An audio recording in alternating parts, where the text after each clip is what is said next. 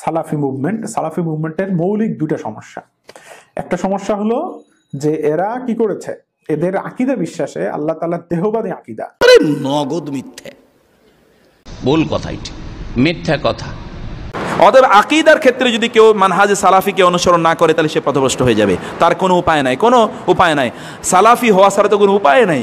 আরেক দল গোষ্ঠী আছে, যখন আমরা বলি, যখন বলা হয় আল্লাহ তাআলার হাত আছে, তখন তারা বলে আল্লাহর কুদরতি হাত আছে, আল্লাহর কুদরতি হাত চলে আসে।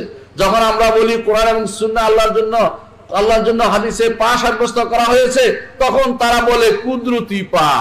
এবং কেউ কেউ তো বলে কুদরতি পায়ে নাকি সেজদা করে। নাউযুবিল্লাহ, এই কথা বলা তো মোটেই জায়েজ নাই। কোন ব্যক্তি যদি মনে করে কেউ আল্লাহর কুদরতি পায়ে সেজদা করে, সে তো ঈমানদার থাকতে পারে না। আকীদা তো দূরের কথা, ঈমানদারে নাই। সালাফি আকীদা তো সেই আকীদা যে আকীদা সালাফে সালেহিন লালন করতেন, ধারণ করতেন। সাহাবায়ে কেরাম, তাবেঈনরা যেই আকীদা বিশ্বাস ধারণ করতেন, সেটাই হলো কি সালাফি আকীদা। যে আকীদা কোরআন এবং সুন্নাহর উপর নির্ভরশীল, যে আকীদায় কোনো নিজস্ব যুক্তি বা কোনো দর্শন দিয়ে যে আকীদা প্রমাণিত নয়, যে আকীদা কোরআন এবং সুন্নাহ দ্বারা সরাসরি প্রমাণিত। প্রত্যেক মুমিনকেই আকীদার ক্ষেত্রে সবচেয়ে নিরাপদ হবে তার জন্য সালাফের আকীদাকে গ্রহণ করা। কারণ সালাফের আকীদার ব্যাপারে অন্তত এই ব্যাপারে কোনো সংশয়ের সুযোগ না যে তারা কোনো ভুল ভ্রান্তি করেছেন। কারণ সালাফে সালেহিন কোরআন এবং সুন্নাহকে, ইসলামী আকীদাকে যেভাবে বুঝেছেন, সেই বুঝটাই একমাত্র সঠিক বুঝ। কারণ পরবর্তীতে যে বুঝগুলো আসছে, সেই বুঝগুলোর ভিতরে বিভ্রান্তি প্রবেশের সুযোগ থাকতে পারে। তাহলে সত্যের যুগ হিসাবে ইসলাম যে যুগকে নির্দিষ্ট করে দিয়ে গেছেন, অবশ্যই সেই যুগের মানুষের বিশ্বাস, সেই যুগের মানুষের ধ্যান ধারণা, সেটাই আমাদের জন্য অনুকরণীয় এবং নিরাপদ। সালাফের আকীদার চাইতে নিরাপদ কোনো আকীদা বিশ্বাস পৃথিবীতে আর করতে পারে। ফেসবুকে বক্তব্য দিচ্ছেন যে সালাফি আলেমরা দেহবাদী এবং এটি কুফরি আকীদা। দেহবাদী বলতে বোঝায় যারা আল্লাহ রাব্বুল আলামিনের জন্য দেহ সাব্যস্ত করে, দেহ হচ্ছে জাসাদ। সালাফদের কেউ আল্লাহ রাব্বুল আলামিনের জন্য দেহ সাব্যস্ত করেনি।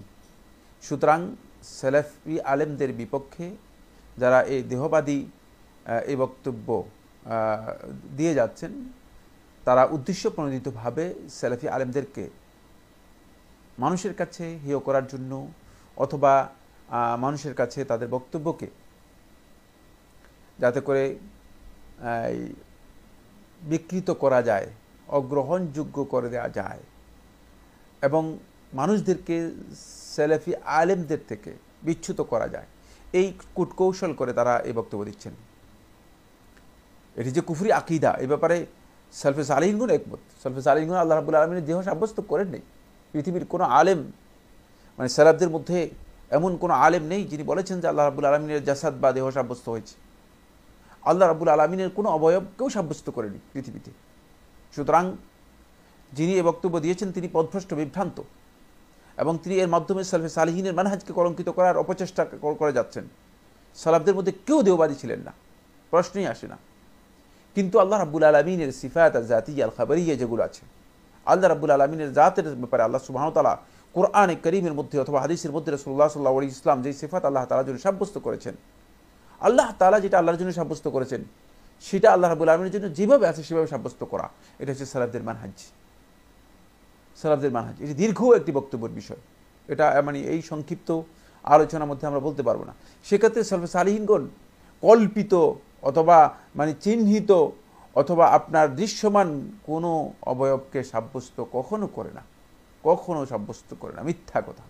সুতরাং তিনি যারা এই বক্তব্যগুলো দিচ্ছেন, সালাফদের বক্তব্য হিসেবে এগুলো বলছেন, তারা সালাফদের ব্যাপারে মিথ্যাচার করছেন, সালাফদের ব্যাপারে মিথ্যাচার করছেন, এবং তারা উদ্দেশ্য প্রণোদিতভাবে এই মিথ্যাচার করছেন যাতে করে সালফে সালেহিন এর আকীদা থেকে মানুষদেরকে মিসগাইডেড করা যায়।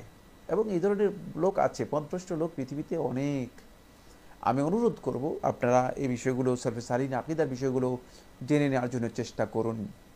এটা অনেক বড়, আমি মনে করি, মিথ্যা অপবাদ, এবং আমাদের আকীদা সম্পর্কে, আমাদের আকীদাকে কালারিং করার একটা চক্রান্ত। এটা আগের যুগ থেকেই হয়েছে। আগের যুগ থেকেই সালাফে সালেহিনের সঠিক আকীদাকে নষ্ট করার জন্য মুজাসসিমা এবং মুশাব্বিহা এটার অপবাদ দেওয়া হয়েছে। ইবনে তাইমিয়াকেও মানুষ বলেছে যে মুজাসসিমা এবং মুশাব্বিহা, বড় বড় বই পাবেন অনেক, আমি তার নাম নিতে চাচ্ছি না, তারা তাদের বই পুস্তকের মধ্যে ইবনে তাইমিয়া এবং ইবনুল কাইয়িমকে গালাগালি করে করে পর্যন্ত গেছে, তাদেরকে মুশাব্বিহা মুজাসসিমা বলে পর্যন্ত গেছে।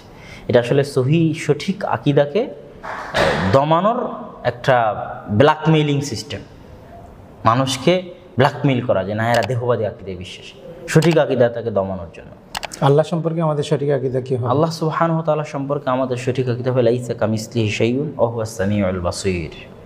আল্লাহ সুবহানাহু ওয়া তাআলা শোনেন, আল্লাহ সুবহানাহু ওয়া তাআলা দেখেন, আবার তিনি কারো মতো নন। একই আয়াতে সবগুলোই আছে।